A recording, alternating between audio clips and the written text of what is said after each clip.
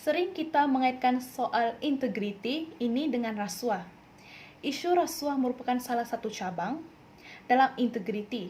Pada kali ini, saya tidak akan menyentuh soal rasuah.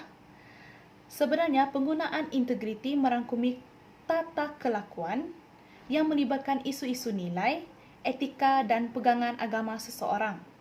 Secara ringkasnya, integriti boleh dibahagikan kepada dua bahagian, yaitu integriti individu dan integriti organisasi. Integriti individu merujuk kepada himpunan kualiti unggul yang wujud dalam kalangan individu, dan kualiti ini berteraskan kepada prinsip berpegang teguh kepada kejujuran dan amalan bermoral tinggi. Ini bermakna integriti ialah keselarasan di antara tindakan dengan prinsip moral, etika, dan undang-undang, serta keselarasan di antara kepentingan diri dengan kepentingan umum. Bagi integriti organisasi pula tercermin dalam perumusan dan pelaksanaan kod etika, piagam pelanggan atau sistem dan proses kerja serta pematuhan kepada amalan terbaik. Kod etika berkenaan ditegaskan, diulangi dan dihayati oleh kebiasaan dan akhirnya menjadi budaya organisasi, atau kita boleh panggil dia sebagai corporate culture. Tidak perlu kita melihat soal integriti di dalam organisasi. Sekiranya kita sendiri masih bergelut untuk menjadi seorang yang berintegriti. Kenapa saya katakan sebegitu?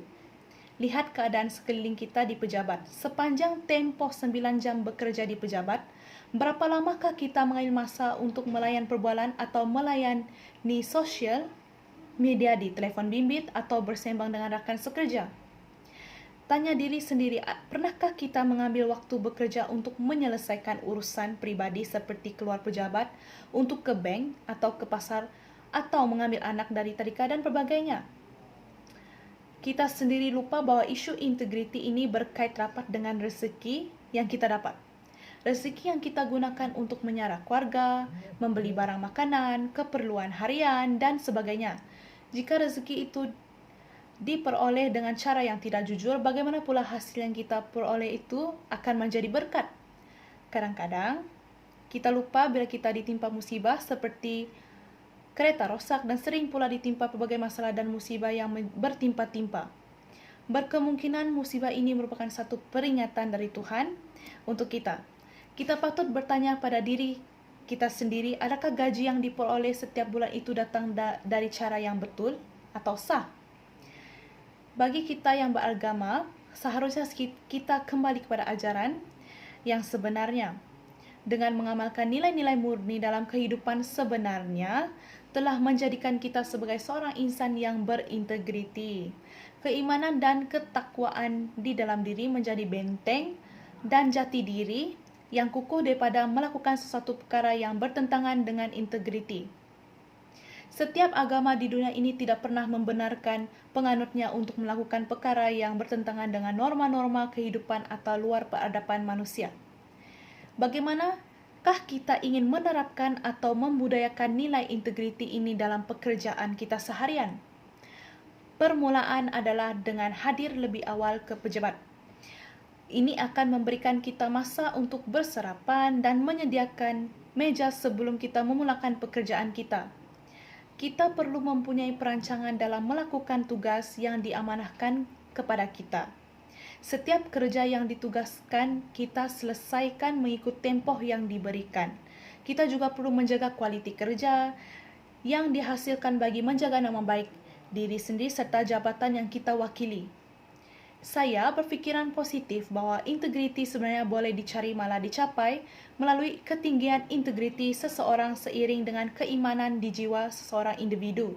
Itu menjadikan integriti sebagai garis panduan atau pegangan dalam menjalani kehidupan, dapat menjadi benteng kepada kita daripada terjebak dengan perkara-perkara yang merugikan diri kita sendiri, agama, organisasi dan juga negara.